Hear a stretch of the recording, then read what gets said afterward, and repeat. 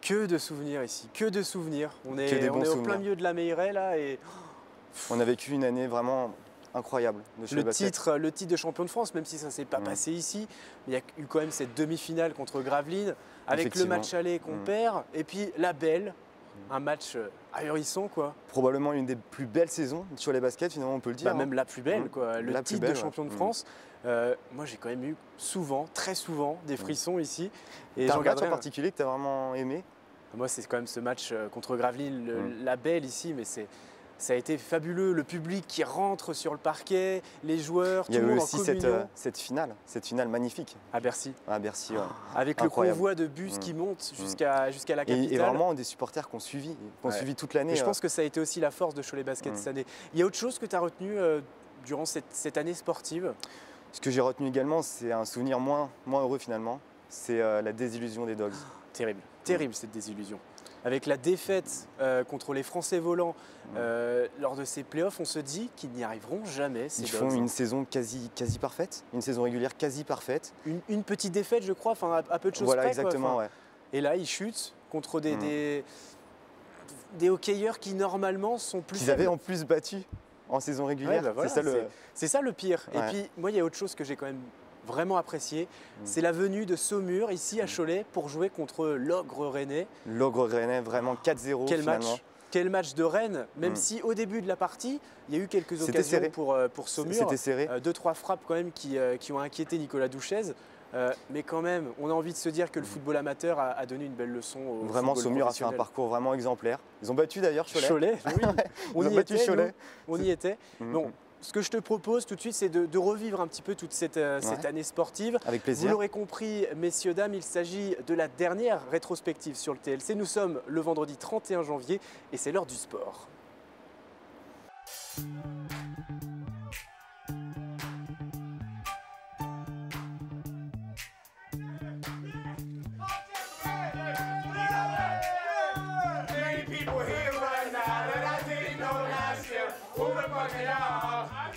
I don't know the rest of it. Till it's over, and it's over, and it's over, and it's over.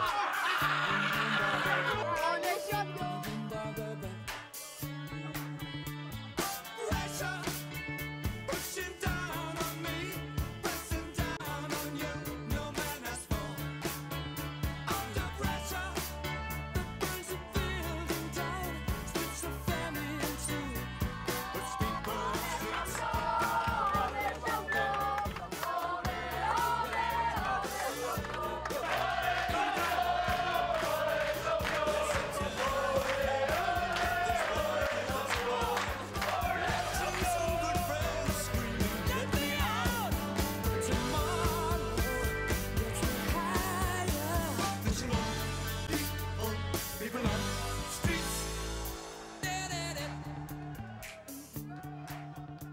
Le ballon rond n'aura jamais perdu autant de sa superbe qu'en cette année 2010. Et lorsque le roi se meurt, le dauphin exulte. Du coup, la balle orange n'a pas raté l'occasion de saisir sa chance au bond et de ravir la première marche du podium dans le cœur des Choletais.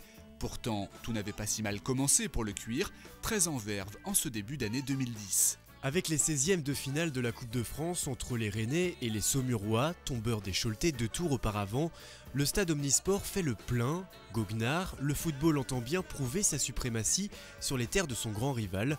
Le spectacle est assuré, la logique respectée. L'Ogre Breton l'emporte 4-0 sur le petit pousset de la compétition. Je suis un bon fan de tous les sports et particulièrement j'aime bien le football. C'est vrai que dans notre pays c'est pas mal suivi. Et puis la Coupe de France, c'est vrai que ça a son charme tout le temps puisque ça permet aux petits clubs de pouvoir se montrer un petit peu. Et puis c'est vrai que cette année, Saumur avait réussi une bonne performance en allant jusqu'en 16e de finale. Et puis le match s'était passé sur Cholet, donc c'est vrai que ça permettait aux deux villes un peu de se réunir pour soutenir l'équipe de Saumur. Malheureusement, ça ne s'est pas très bien passé pour Saumur. C'est vrai que Rennes restait sur quelques mauvaises prestations et puis avait à cœur justement de se remettre dedans. Et puis Et puis ils ont fait un bon résultat, ils ont gagné 4-0. Je pense que Saumur était le petit pousset.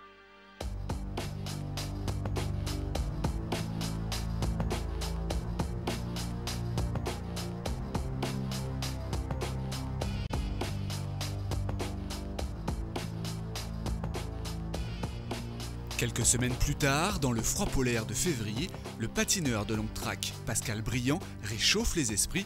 Le licencié du club local ACPG est sélectionné pour participer aux Jeux Olympiques de Vancouver du 12 au 28 février. À 33 ans, l'ancien champion du monde de roller compte bien savourer cette opportunité et la faire partager à toute une région, fière de son athlète. C'est vraiment quelque chose d'extraordinaire pour un sportif de faire les Jeux Olympiques, l'ouverture, la fermeture. Je pense qu'il a vraiment pris du plaisir. Et puis en étant champion du monde de roller, pouvoir passer sur la glace et puis ensuite faire une des prestations honorables en tant que patineur, c'est vrai que c'est super pour lui. Je pense qu'il en a profité et puis il s'en souviendra toute sa vie ainsi que sa famille. Vivre une aventure olympique pour un sportif, c'est un peu l'équivalent d'un voyage sur la Lune pour un astronaute. Une consécration, c'est justement la tête dans les étoiles que Pascal Briand a vécu le début de son périple au Canada, à commencer par la cérémonie d'ouverture. C'est quelque chose d'énorme, hein. On rentre dans le stade, il y a 60 000 personnes et puis un show qui est vraiment qui est exceptionnel, hein, avec ces lumières, ces couleurs, cette ambiance, quoi. Quand il y a... on rentre dans le stade, il y a 60 000 personnes qui se mettent à gueuler, donc ça fait frissonner.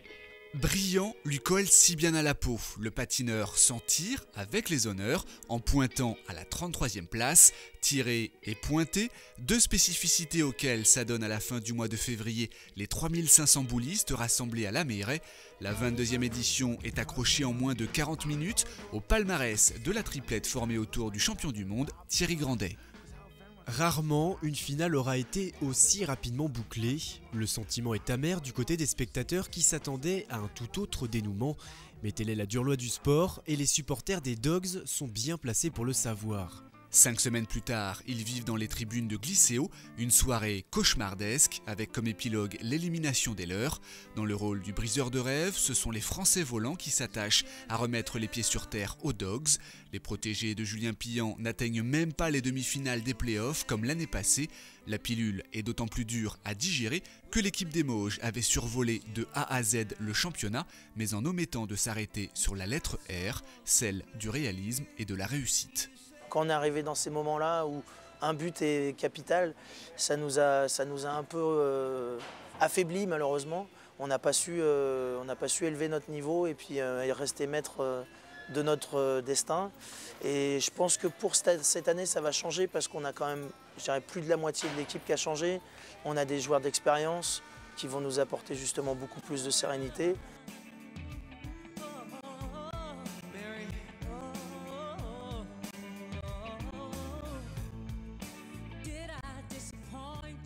L'élimination des Dogs, c'était une mauvaise surprise, quoi. Je veux dire, y a un club qui a de l'ambition, qui se met beaucoup de moyens pour avancer, pour franchir des étapes.